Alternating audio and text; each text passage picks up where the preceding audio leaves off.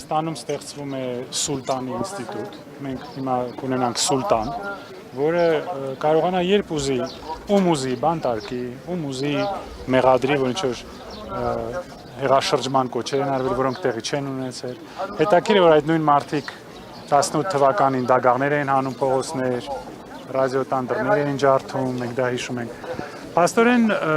այս անձը, պարոն Կարապետյանը, ուղղակի սատարել է մեր եկեղեցուն, որևէ կոչեր չի արել։ Պարզ է, որ Հայաստանը դարձել է տոտալ բռնապետություն, որով ղեկավարում է մի մարդ, որը անգամ adekvat վիճակում չէ, իր հոգեբանական վիճակը շատ լուրջ մտահոգություն է առաջացնում, դատելով իր գրառումներից։ Եթե այսպես շարունակվի, մի քանի շաբաթ հետո կարող է պահանջ ներկայացվի Թուրքիայի կողմից, որ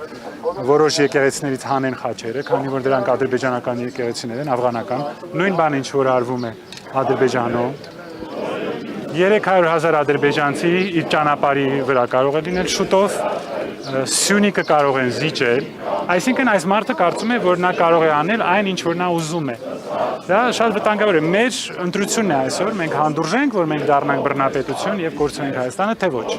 Դա մեր ընտրությունն է։ Շնորհակալություն։ Շնորհակալություն։